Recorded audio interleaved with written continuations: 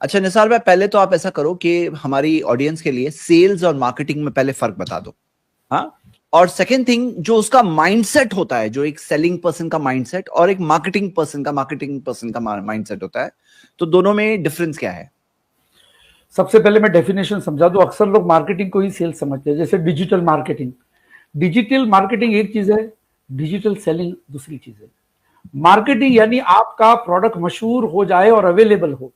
For hmm. Example Atlas cycle, ये मशहूर हो गई एडवर्टीजमेंट के जरिए, लेकिन मुझे चाहिए तो कहां मिलेगी? राइट, तो अमेजोन पे मिलेगी, तो वो मार्केटिंग हो गई। उसके बाद जब उस चीज का मैं पैसा दूंगा तो वो सेल्स हुआ। बगैर पैसे का सेल्स नहीं होता, खाली प्रेजेंटेशन होता है या मार्केटिंग होती है या एडवर्टीजमेंट होती है। जब पैसा दिया, माल खरीदा, तो सेल्स हुआ। तो ये फर्क है सेलिंग और मार्केटिंग में। डिजिटल में भी वही बात आती है, लोग आके अपने प्रोडक्ट दिखाते हैं, एडवर्टाइज होती है टीवी पर। आप देखते हो कि रील्स में आजकल बहुत लोग आए हुए हैं, और मुझे तो बहुत अच्छा लगता है जब इनको देखता हूं मैं सेलिंग करते हुए, कॉमेडियन आर्टिस्ट और ये सब। तो ये भी हम डिस्कस करेंगे। लेकिन मार्केटिंग, डिजिटल मार्केटिंग में फर्क है। लोग डिजिटल मार्केटिंग में बहुत धमाके से जाते हैं, लेकिन डिजिटल सेलिंग में नहीं जाते। डिजिटल सेलिंग में जाना चाहिए, क्योंकि पैसा वहां है। डिजिटल मार्केटिंग में आपका प्रोडक्ट मशहूर हो जाएगा, लाइक्स मिलेगी, फॉलोअर्स मिलेंगे, लेकिन खरीदने वाला किधर है? तो खरीदने वाला, तो ये दोनों में फर्क है। अब ये माइंडसेट कैसा होता है सेल्समैन का? सेल्समैन का माइंडसेट एम्प्लॉयर के माइंडसेट से अलग होता है, और एम्प्लॉई के माइंडसेट से भी अलग होते हैं। प्रोफेशन में 3 किस्म के माइंडसेट मिलते हैं: एम्प्लॉयर्स माइंडसेट, सेल्समैन माइंडसेट, और होता है एम्प्लॉइज माइंडसेट। नौकर का माइंडसेट, वो कहीं भी जाएगा सैलरी का ही बात करेगा। आप देखिए, जो एम्प्लॉय जो रहते हैं, ये अक्सर इनके कन्वर्सेशन में फलानी कंपनी में इतना सैलरी है, हमारे ऑफिस में सबसे ज्यादा सैलरी, उसकी their conversation, their job search is everything, they depend upon salaries. और जो एम्प्लॉयर होता है, एम्प्लॉयर, उसकी सैलरी, उसका जो माइंडसेट होता है, वो हमेशा नए नए बिजनेस ढूंढने के तरीके से होता है। यहाँ पे कौन सा बिजनेस चलेगा, ये कुरला में कौन सा चलेगा, ये झुपड़पट्टी में कौन सा बिजनेस चल सकता है। He keeps on searching for business. वो मैयत में भी मिलेगा तो किसी से बात करेगा, आप क्या करते हो। He wants to know if there is some customer, है ना।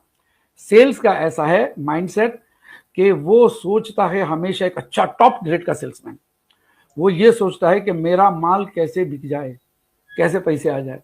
इसीलिए जो ना मुख्तार अहमद नदवी मरहूम, जो हमारे जमात अहले हदीस के अमीर थे, तो उनका एक बयान था सेल्स के ऊपर, और मुझे आज तक याद है, 96 में उन्होंने ये बयान किया था। सेल्स तो पे दिया कहते था। हैं कि एग्जीक्यूटिव होता है ना, उसको महीने के एंड पे पगार मिल जाता है, तो उसका माइंडसेट कैसा होता है? काम करो नहीं करो, सो जाओ, हाँ किताबें पढ़ो, क्या फर्क पड़ता है। तो उसको सैलरी मिल जाती है।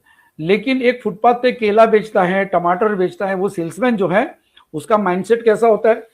अल्लाह गिराक भेज दे, नहीं तो शाम तक ये भाजी सड़ जाएगी, मेरे बच्चे क्या खाएंगे, मुझे पैसा चुकाना है भाजी का। तो वो कॉन्स्टेंटली उसका तवक्कल तौहीद के ऊपर रहता है कि अल्लाह तेरी मदद आवे, अल्लाह तेरी मदद आवे। तो कोई भी गिराक आता है उसे जाने नहीं देता है। ये उसका माइंडसेट है। आप कोई भी दुकान में चले जाइए, चाहे स्टॉल पे, फैशन स्ट्रीट के, या खाने के, या भाजी तरकारी के, आपको पता चलेगा कि वो सेल्समैन आपको जाने नहीं देता है। क्यों? वो हर बात करने वाले के जहन में और सबके पास वो अपना ग्राहक तलाश करता है कि कोई खरीदे मेरा माल। आइडियाज, इन्वेस्टर्स की जो तलाश करते हैं प्रोजेक्ट्स लेकर, जैसे स्टार्टअप्स कहते हैं हम, उसमें भी माइंडसेट अगर सेल्समैन का हुआ तो इन्वेस्टर जल्दी मिल जाता है। वो सोचता है, बात करता है, आप क्या करते हो, आपको इन्वेस्टमेंट करने का एक अच्छा सा स्कोप है, बहुत अच्छा है, तो आप अगर चाहे तो मैं कुछ आपका प्रोजेक्ट दिखा दूं, बहुत अच्छा है। इस तरह से he keeps on searching for clients. So this is the mindset of A salesman. सोचते रहते, गिराक सोचते रहते।